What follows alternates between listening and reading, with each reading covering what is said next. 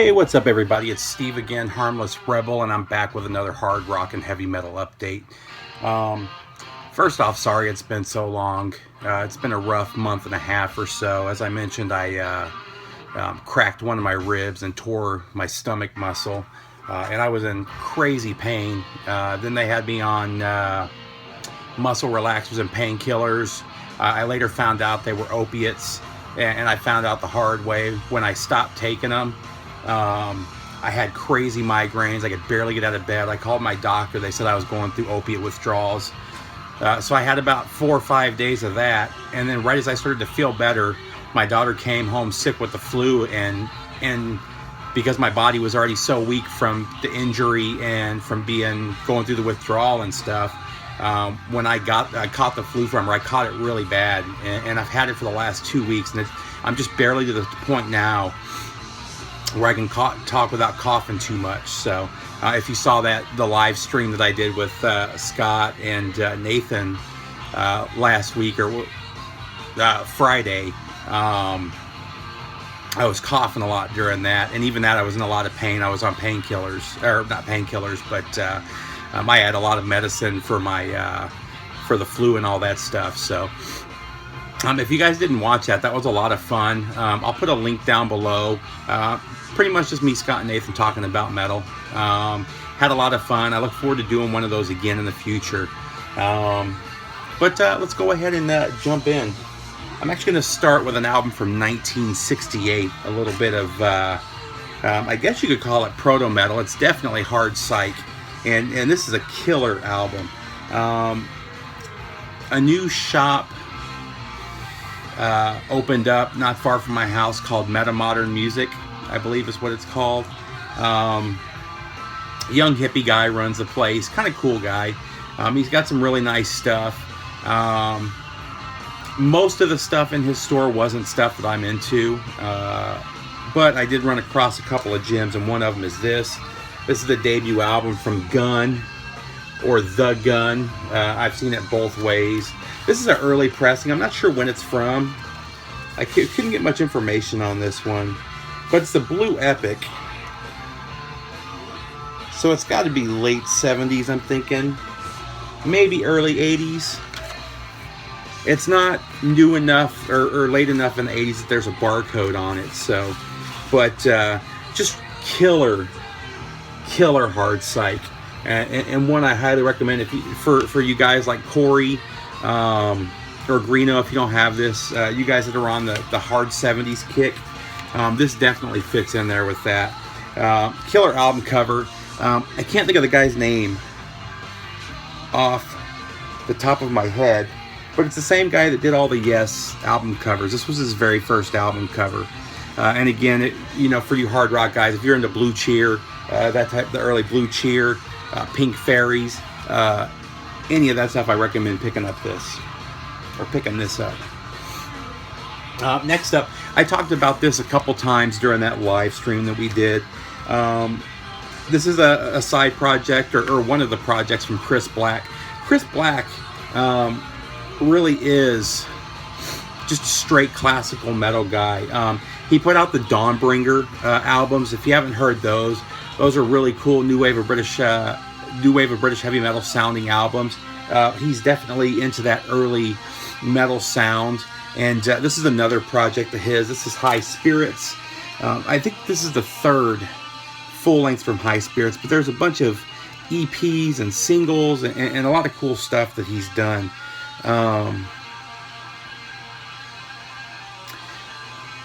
From what I understand, he pretty much writes everything himself and then brings in the band to record and to do the live shows.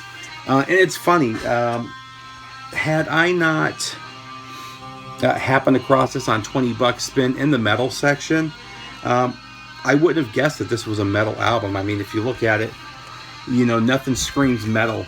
And all of the albums are like that. None of them have pictures of the band or of Chris Black. And like I said, none of them scream metal, but they all are, and they're all phenomenal.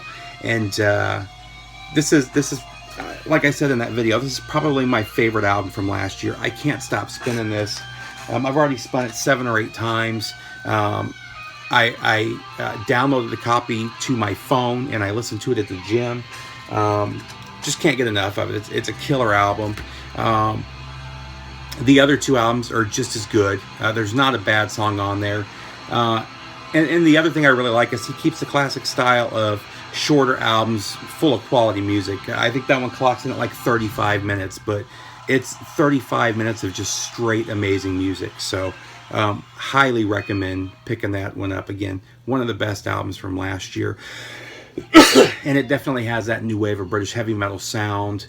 I've heard it, people say new wave of British heavy metal mixed with Thin Lizzy. I don't really hear the Thin Lizzy all that much in there. Not in the way that you hear the Thin Lizzy with Black Trip, but still, great album. Next up, this is one that I got from Eric Dust, is VCLT. I'm not sure how I missed this band in that the other big band from this region and time is a favorite of mine. And I'm talking about the Gothenburg scene and Dark Tranquillity. Dark Tranquillity and In Flames pretty much created melodic death metal. Carcass is who brought that sound to me. I loved Carcass. I love Carcass. Actually, I was just spinning the deluxe edition of Swan Song. But Eric sent this to me, and it's awesome. I've played it 3 or 4 times. I'm definitely going to be on the lookout for the rest of their albums. He also mentioned that their new album is really good too. So, but this is Fiction from Dark Tranquillity, and I remember when this came out. This is or this pressing anyway. This was a Record Store Day release 2 or 3 years ago on red vinyl. And it's funny, my local record store, one of my local record stores, still has a copy of this in their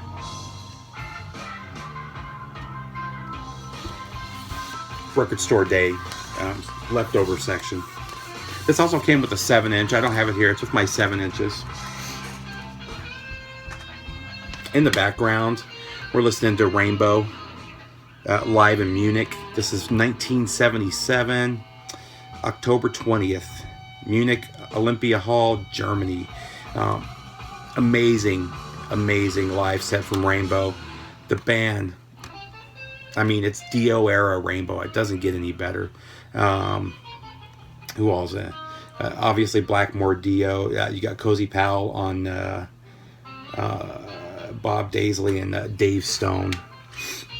If you run across this, I highly recommend picking up. I ran across this for $5.99 used. I've since found out that it's available on double LP too, so I'll definitely be on the lookout for a copy of this on vinyl. Additional, or some more VCLT, this time from Metal War God. This is a 4-track EP from the Scorpions that he sent me from, I believe came out right before In Trance. But you've got All Night Long, Flight of the Rainbow, Speedy's Coming, and In Trance on here. Flight of the Rainbow has one of my all-time favorite guitar solos. If you haven't heard that song, amazing. And it's my favorite song on here, but all 4 of these are great songs from the band. So thanks, Kevin. This is just a killer EP there. I'm really glad to have that in the collection. Next up, one that I was not so happy about. I was really happy to get this. I remember when it first came out, I sent a link to Scott, and the link that I sent him sold out of copies before I could buy it. I finally picked up a copy about 3 months ago, maybe 4 months ago, and I finally got around to spinning it about a week or two ago, and was completely blown away in all the wrong ways. This is one of the worst sounding albums I've ever heard. All 3 albums, or all 3 LPs sound bad, but the first LP, it just sounds horrible.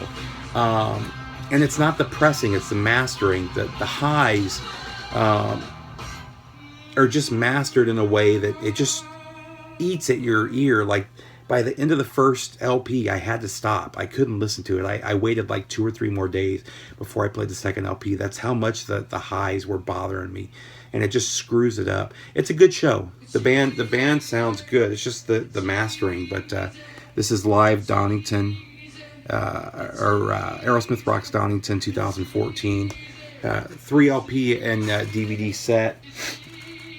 It's a good show. I mean, Steven doesn't sound as good as he did, obviously, a few years ago. And I gotta say, it's funny. He's one of the few artists that sounds nothing like he did when he first came out. I mean, his vocal is so different now than it was. I mean, and for those of you like me that have been listening to him your whole life, you've noticed that his voice has changed, due to the drugs and everything else, the alcohol and everything else he's done to his body. But I go and see a lot of live bands, and, for instance, I saw Steve Miller 2 or 3 years ago with my wife, and he sounds just exactly the same as he sounded back in the 70s. Steven Tyler just doesn't, This was a cool one, too. I don't remember where I found this. It may have been at a... I'm not sure if this was at my local record store or if this was at one of the antique stores or antique malls, but just some good 70s hard rock. This is Tease. And I believe this is their second album, if I remember correctly. And I didn't notice it when I bought it because there's no Obi on here. But this is actually a Japanese pressing of this one. I want to say I picked it up for $7 or $8, And actually, I got it from my record store because they had it at 12, marked down to 8. And it wasn't marked as a Japanese pressing, so it's something that they didn't catch. But had they caught it, it would have been $18 or $19. This next one was... I was on Prosthetics website looking for another album. I also bought that album, which I'll show in a later update. But they had this album marked at $11, and I thought the album looked kind of cool, the cover. So I clicked on the sample and was really blown away by how good it sounded. It's just a really killer progressive metal. And I went ahead and bought it.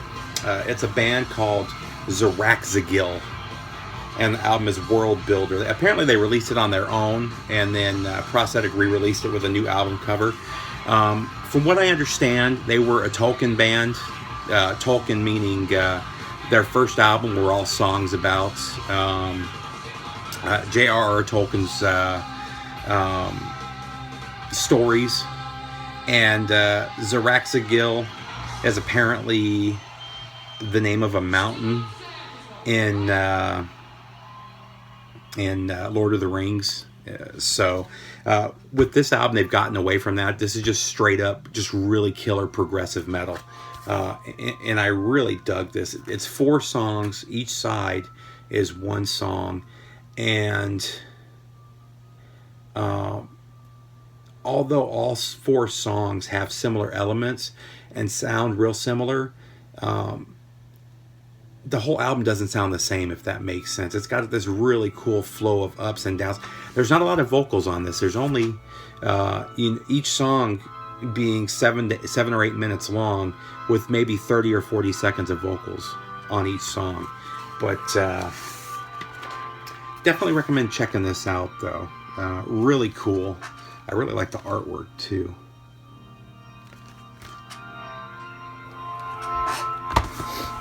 Sorry, my allergies are really bad, and I'm still getting over that, the flu. And I don't know if you'll be able to see it because it's kind of dark in here, but it's on transparent purple vinyl. Definitely worth checking out, though. And when I bought this, it was on clearance on the Prosthetic website. I think I paid like $11 for it. So if it's still there and you're into progressive metal, then definitely check this one out. And these guys don't really sound like anybody else. They definitely have their own sound. Another one that I picked up while I was messing around on their website was the new Watchtower. Now, I knew this was coming out and forgot. So I was pretty happy to see this. From what I understand, it's the EP. There's 5 songs. Let's see, 10. It's about 25 minutes long. Watchtower, just killer progressive metal. They've been around since the 80s. Trying to remember who the new vocalist is. Let's see what it says on here. Alan Tecchio. But they just do a really good job on this. Not as good as their early stuff with Masterson, but he's just got such a great voice, you know, and he's doing Broken Teeth now. Broken Teeth is killer, but still, highly recommend picking this one up for all you fans of Watchtower.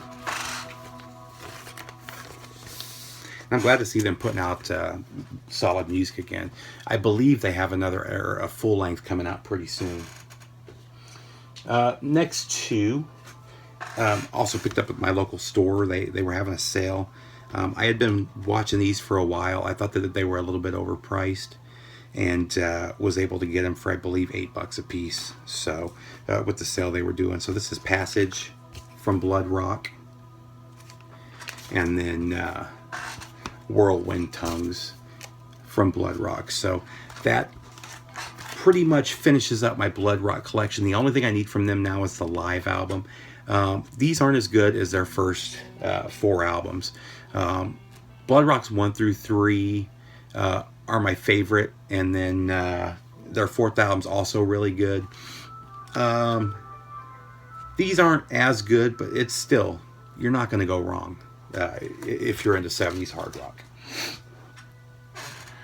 And then last but not least, I've wanted this album since it came out.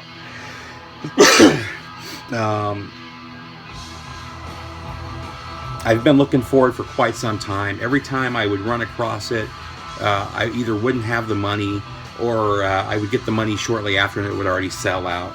And then I don't remember how I ran across this on Amazon, but one copy popped up on Amazon for $19, and I ordered it, and I'm so happy to finally have this on vinyl. This is Curse of the Damned from Ninth Demon, another killer new wave of traditional heavy metal band. I love this album from beginning to end. I think that they're working on another album again, if I remember correctly. But this was one of my favorite albums from 2015. I only had it on cassette, though. So, again, I'm super happy to have that on vinyl now.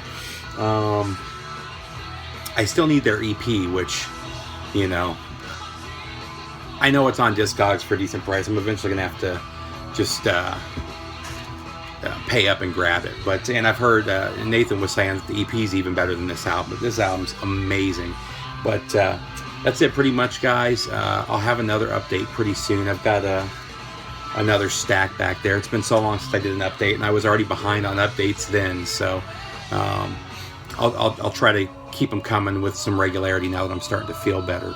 Other than that, I hope everybody's good. Take care, VC.